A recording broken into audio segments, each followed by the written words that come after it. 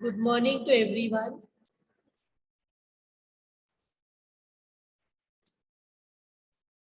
So this is the subject I am going to take,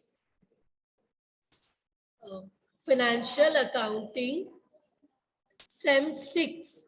See, you have financial accounting, which in the initial level in your first year BCom was called AFM, Accountancy and Financial Management. 1, 2, 3, 4, and in the last semester you have financial accounting, which was again the continuation of the same subject, and this year you have financial accounting 6, जो कि ये आपका last semester है. तो यहाँ पे क्या subjects है, let us see now. I mean क्या टॉपिक्स है, let us see now. So the syllabus for the subject, सबसे what all topics are there in this subject, let us see. You have amalgamation of companies. Now all of you have done amalgamation before. We have done amalgamation in our 4th sem. We had done amalgamation, we had done amalgamation in our 3rd semester. In your SY BCom में किया था amalgamation of partnership firm. What do you mean by amalgamation? When 2 or more वहां पे firms था. यहाँ पे we are talking about amalgamation of companies. So यहाँ पे क्या होगा? When 2 or more than 2 companies come together, amalgamate, merge, या तो one business is taken over by the another, are all the examples of amalgamation.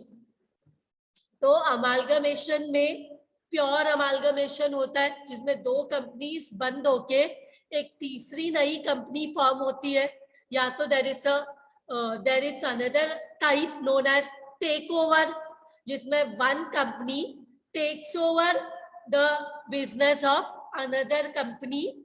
So in the here I would like to share one personal example. Today morning only I got one mail जहाँ पे क्या हुआ है, Tata steel amalgamate, there is amalgamation in Tata steel. So Tata steel में क्या हुआ है, 2 companies है यहाँ पे अमालगमेट हुआ है टाटा स्टील में. So there is amalgamation in Tata steel. तो अभी जो अर्लियर शेयर होल्डर्स है, देयर इज अ रेशो 15:1, मतलब जिनके भी पास 15 शेयर्स होंगे टाटा स्टील का, उनको एक और नया शेयर मिलेगा कंपनी का. सो ऐसे सब कंडीशंस होते हैं. जो भी ओनर्स होते हैं, शेयर होल्डर्स होते हैं, उनको क्या मिलता है, उनको कुछ तो बदले में मिलना चाहिए. So amalgamation, you are aware about purchase consideration. So यहाँ पे whenever the business is sold or purchased, what happens, there is a consideration which we call as purchase consideration, जो कि तुम लोग ने 3rd सेमेस्टर में amalgamation 2 topics you all had. एक तो अमालगमेशन, दूसरा conversion of partnership into a limited company. उससे सिमिलर है ये चैप्टर, अमालगमेशन ऑफ कंपनीज. तो यहाँ पे भी पीसी, परचेज कंसिडरेशन, कैलकुलेट करने के तरीके होते हैं. या तो नेट असेट मेथड, जिसमें क्या होता है, all the assets taken over by the new company minus all external liabilities taken over by new company. ये तुम लोगों को हल्का हल्का सा याद रहेगा because we had done it in the last year, but कुछ लोगों का कुछ भी नहीं याद होगा, एग्जाम हो गया फिर याद नहीं रखते. सो हम लोग फिर से ये हमारे लिए ये चैप्टर एक रिवीजन जैसे रहेगा बिकॉज हमने ऑलरेडी ये चैप्टर किया हुआ है. तो दिस विल जस्ट, लेकिन वो क्या था, conversion of firm into limited company. But यहाँ पे ऐसा कन्वर्जन नहीं है, यहाँ पे अमालगमेशन ऑफ कंपनीज है.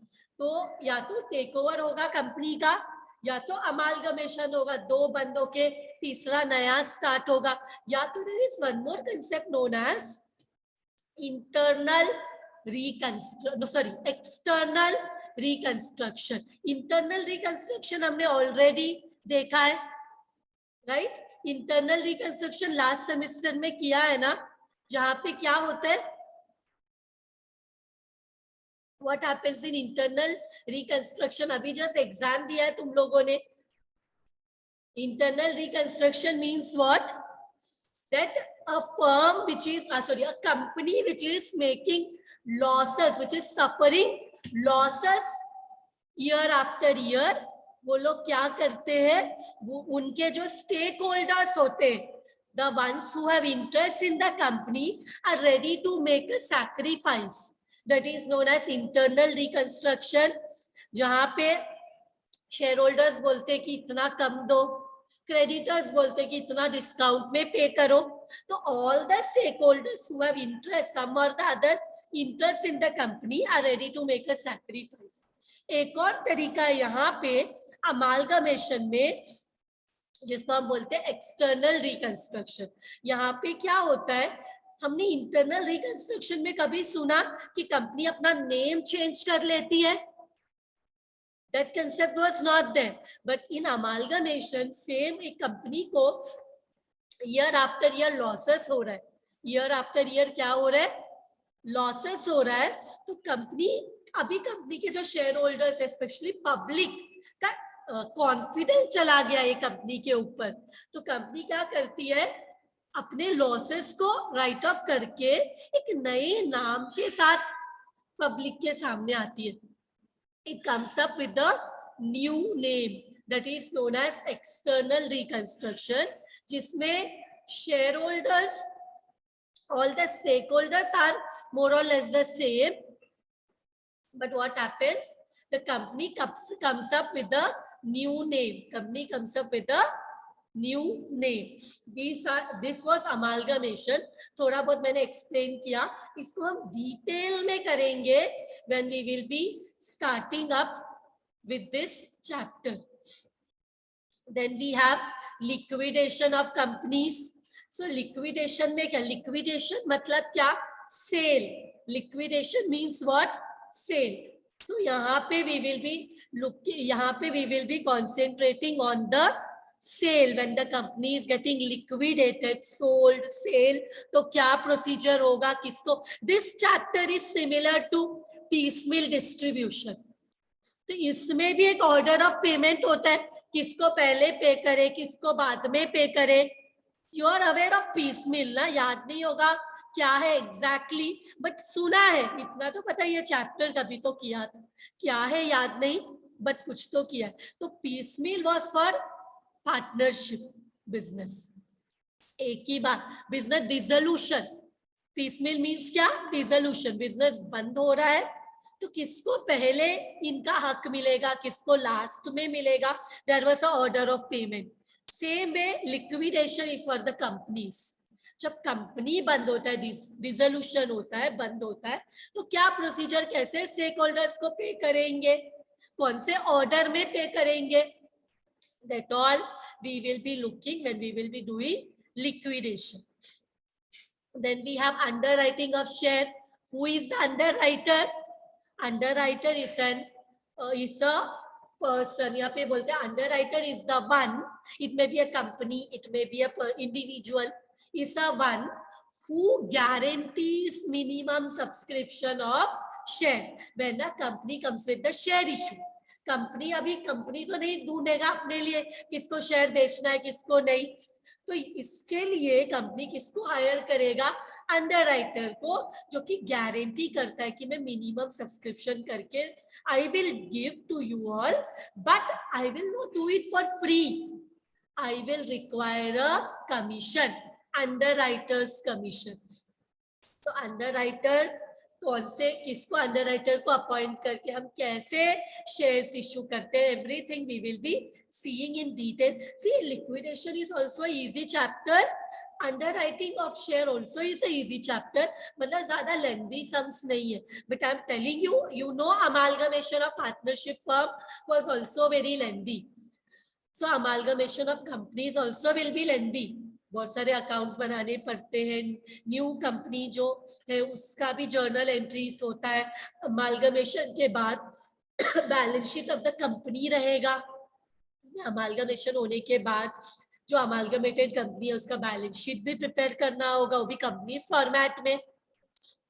This format you are already aware, last semester में हम जब बैलेंस शीट करते थे तो कौन से फॉर्मेट में करते थे, हमने फाइनल अकाउंट ऑफ कंपनीज किया है, जिसमें हमने कौन से फॉर्मेट में बैलेंस शीट बनाया, सेम फॉर्मेट में बैलेंस शीट प्रिपेयर करना है, because even this subject we have all the chapters related to companies, so balance sheet भी वही फॉर्मेट में होगा।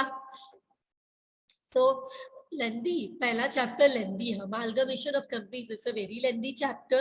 Then liquidation underwriting of shares is not lengthy. Then we have limited liability partnership.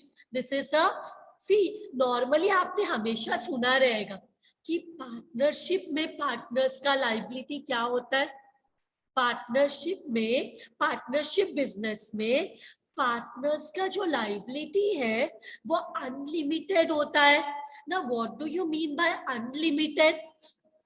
Unlimited मतलब if the business is not able to pay the liabilities of the creditor, the partner have to bring his personal assets, because there is no distinction between the business assets and the partner's private assets, उसमें कोई distinction नहीं है, इसलिए बोलते हैं कि partners का जो लाइबिलिटी है वो अनलिमिटेड है। लेकिन this is a special kind of partnership wherein the liability of the partners are limited, उसको उसका पर्सनल असेट्स को लाने की जरूरत नहीं है। Like this is the combination of partnership and company accounts. Company में शेयर होल्डर्स का लाइबिलिटी लिमिटेड होता है, और पार्टनरशिप बिजनेस में इतना तो याद होगा 11th स्टैंडर्ड से किया है, पार्टनरशिप में पार्टनर्स का लाइबिलिटी अनलिमिटेड होता है। So this type of special type of business, that is limited LLP, limited liability partnership, is a combination of company and partnership. ये जो बिजनेस है ये स्पेशल काइंड ऑफ बिजनेस है, जो कि कॉम्बिनेशन है दो टाइप ऑफ बिजनेस का, कंपनी का और पार्टनरशिप का। तो यहाँ पे नेम से ही पता चलता है पार्टनर्स का लाइबिलिटी कैसे रहने वाला है, लिमिटेड रहने वाला है। ये जो पार्टनरशिप, ये जो टाइप का बिजनेस है ना, ये फॉरेन कंट्रीज में बहुत फेमस है। So we will be studying this in this chapter, we will be studying about limited liability partnership. इसके बाद we have our next chapter, जिसके साथ हम स्टार्ट करेंगे हमारा सिलेबस। मतलब ये जो चैप्टर है ना, हम हमारा जो पहला चैप्टर जो स्टार्ट करेंगे, that will be with this accounting of transactions of foreign currency. तो ये मैं अभी एक्सप्लेन नहीं करूंगी, because this will be the first chapter that we will be starting with. तो एक और चैप्टर ये क्या है, I will be explaining you all when we will be starting with this chapter. Okay, now the paper pattern as prescribed by Mumbai University. See, last semester you all had an online examination, so this pattern could not be followed. But this semester, because now what is happening, we colleges are starting, we are moving towards offline teaching, so the examination also may be offline. High chances are there that because the teaching is becoming offline, yes, this is a slow procedure, but once or everyone, all the students will be fully vaccinated, then all of you will be coming coming to college. And like before COVID, how was the situation? धीरे धीरे हम वही situation में आ जाएंगे, तो हमारा exam भी offline हो सकता है। अभी तो स्टार्ट हुआ है लेक्चर्स ऑफलाइन से, फिर बाद में अभी end of the term even examination now may be offline. So ये पैटर्न फॉलो होने का हाई चांसेस है, बट फुल्ली कंफर्मेशन नहीं दे सकते कि ऑनलाइन एग्जामिनेशन होगा कि ऑफलाइन, बिकॉज हम colleges we are affiliated to Mumbai university, we can not say anything. Who will say? Mumbai university will say कि एग्जामिनेशन पैटर्न ऑनलाइन होगा कि ऑफलाइन होगा। हम सिर्फ गेस कर सकते, हम पक्का नहीं बोल सकते। मैंने बोला ऑफलाइन ही होगा तो ये गलत, ऐसे नहीं हो सकता है। बिकॉज जो भी डिसीजन है I don't have the authority to say, authority is with the Mumbai university, वो लोग जो फैसला करेंगे वही होगा। तो लेकिन अभी ये सिचुएशन को देख के ऐसा लग रहा है कि देर में बी हाई चांसेस कि हमारा जो एग्जामिनेशन है वो ऑफलाइन हो सकता है। सो यहाँ पे अगर ऑफलाइन एग्जाम हुआ तो जो पहला क्वेश्चन होता है वो हमेशा ऑब्जेक्टिव क्वेश्चन होता है 20 मार्क्स के लिए। अभी फिलहाल जो एग्जाम हुआ इसमें तो सारे क्वेश्चंस ऑब्जेक्टिव थे, 50 क्वेश्चंस सारे ऑब्जेक्टिव्स। बट यहाँ पे अगर ऑफलाइन एग्जाम हुआ तो 20 मार्क्स के लिए ही ऑब्जेक्टिव क्वेश्चंस आएगा आउट ऑफ 100, और आपको उसमें आपने ऐसा एग्जाम दिया है because right now you are in TY and when you are in FY first year आपको यही पैटर्न में एग्जामिनेशन था। तो 20 क्वेश्चन में क्या होगा, 12 क्वेश्चंस पूछेंगे ऑब्जेक्टिव का क्वेश्चन नंबर ए में, जिसमें से आपको 10 क्वेश्चंस अटेम्प्ट करना है, एंड क्वेश्चन नंबर बी में भी 12 क्वेश्चंस पूछेंगे जिसमें से आपको 10 क्वेश्चंस अटेम्प्ट करना है। And this questions which objective questions may be multiple choice, may be true और false, may be match the column, may be fill in the blanks without objective, कुछ भी टाइप के क्वेश्चंस आ सकते हैं, जरूरी नहीं मल्टीपल चॉइस ही हो, it may be any kind of objective. कोई ऐसे रिस्ट्रिक्शन नहीं है कि एमसीक्यू क्वेश्चन ही होने चाहिए, it may be any kind of objective question. Then हमारा क्वेश्चन 2 से लेकर क्वेश्चन 4 इसमें प्रैक्टिकल क्वेश्चंस रहेगा, एंड प्रैक्टिकल क्वेश्चंस मतलब क्वेश्चन 2 से लेकर question number 4 means question number 2, 3 and 4, इसमें 20 मार्क्स का प्रैक्टिकल क्वेश्चन रहेगा। एंड जरूरी नहीं है may be full 20 marks, 10 marks का 2 क्वेश्चन भी हो सकता है, लेकिन ऑप्शन में आपको एक और क्वेश्चन मतलब क्वेश्चन नंबर 2 और क्वेश्चन नंबर 2, क्वेश्चन नंबर 3 और क्वेश्चन नंबर 3, क्वेश्चन नंबर 4 और question number 4, means in each question there may be a option, means या तो आप क्वेश्चन नंबर 2 करो, पहला वाला ऑप्शन करो, या दूसरा वाला ऑप्शन, पर दोनों मत करो, क्योंकि दोनों करोगे तो मैक्सिमम आपको 20 मार्क्स ही मिल सकता है।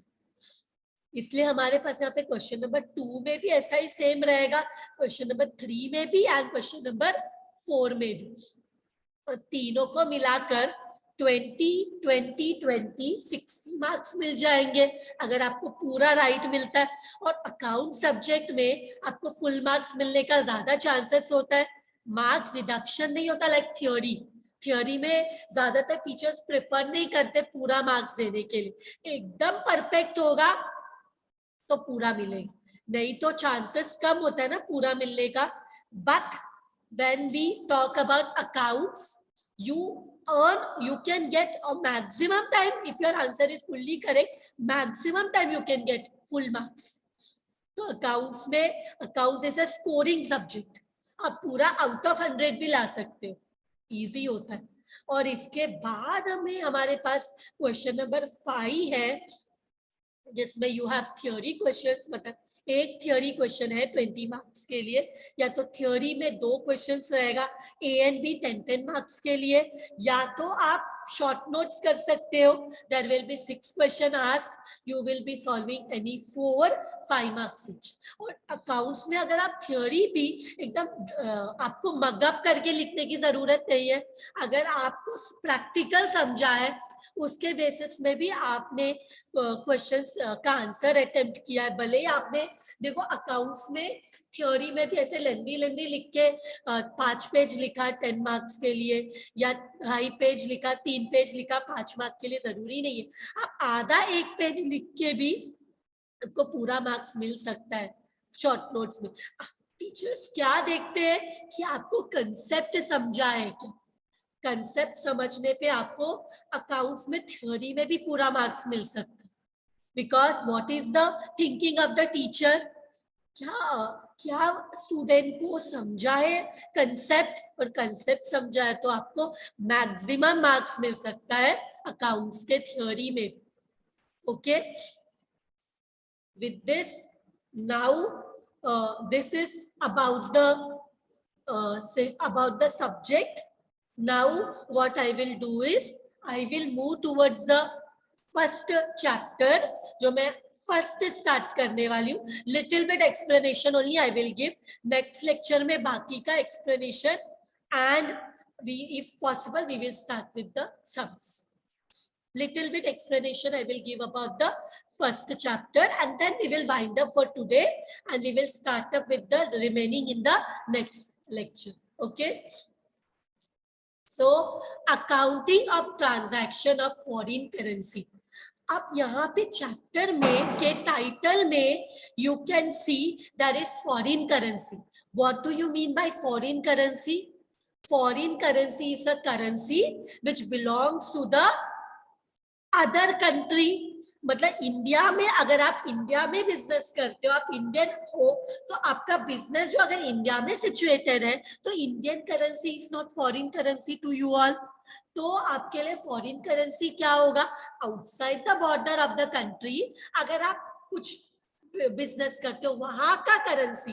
बिजनेस की भी जरूरत नहीं है. आप अगर मूव करते हो to another country, you are an Indian, but you move to another country for any purpose, then वो कंट्री का करेंसी आपके लिए क्या है? फॉरेन करेंसी है. बट हियर हम लोग तो बिजनेस पॉइंट ऑफ व्यू से सोचते हैं. तो यहाँ पे ये चैप्टर में क्या होता है, यहाँ पे दो कंसेप्ट होता है. एक होता है इंपोर्ट का कंसेप्ट और एक दूसरा होता है एक्सपोर्ट का कंसेप्ट. तो ये चैप्टर में हम, अगर कोई there is a business which purchases raw material, machinery, anything for the purpose of business from an other country, from a foreign country. So क्या होगा? उसको क्या बोलते हैं? जब हम फॉरेन कंट्री से कुछ खरीदते हैं तो उसको हम इंपोर्ट करना बोलते हैं. तो जब हम इंपोर्ट करते हैं तो हम पेमेंट कैसे करेंगे? वो कंट्री के करेंसी में करेंगे. और तुमको पता है करेंसी का जो एक्सचेंज रेट है वो सेम रहता है. अगर आप यूएस से कुछ खरीद रहे हो तो $1 इस रुपीस के हिसाब कंपैरिजन में क्या रोज हर टाइम पे सेम रहता है? It keeps on changing. तो यहाँ पे हम जब सपोज हमने आज इंपोर्ट किया बट पेमेंट हम फ्यूचर में करने वाले, तो जब पेमेंट करेंगे तो हर बार जो एक्सचेंज रेट होगा वो डिफरेंट रहेगा. तो उसका अकाउंटिंग हमें यहाँ पे करना है कि व्हाट इज इट. देखो बिजनेस में हमने जब परचेज ट्रांजैक्शन किया था, परचेज किया था, $1 was 50 रुपीज. बट जब पेमेंट करने गए तो $1 70 रुपीज हो गया. तो हमें ज्यादा पे करना पड़ेगा. चीज तो उतना ही है, but because there is a difference in the currency rate, हमें ज्यादा पे करना पड़ेगा. There will be a loss because of the change in the exchange rate. तो exchange rate fluctuation से प्रॉफिट भी हो सकता है, लॉस भी हो सकता है. तो वो हम यहाँ पे सीखेंगे in this chapter, and this chapter is governed by accounting standard 11. तो जो अकाउंटिंग स्टैंडर्ड है जिसके बेसिस में हमारा रूल्स एंड रेगुलेशन जहां पे होगा, तो ये accounting of transactions of foreign currency के लिए कौन सा अकाउंटिंग स्टैंडर्ड है? Accounting standard 11. ओके. तो यहाँ पे दो कंसेप्ट है, one is import and other is export. What do you mean by export? Export मतलब we are selling our products to the other country. तो वो सिचुएशन में हमें पैसा मिलेगा, तो वो टाइम पे भी जरूरी नहीं ऑन द स्पॉट मिले, हमें बाद में भी मिल सकता है पेमेंट, फ्यूचर में भी. तो there will be a fluctuation in the exchange rate. तो उससे प्रॉफिट भी हो सकता है, लॉस भी हो सकता है. तो ये चैप्टर के बारे में हम डिटेल में और नेक्स्ट लेक्चर से हम और इसके बारे में we will study, and also we may start up with the practical sums of this chapter. With this I will end today's lecture. Thank you very much everyone.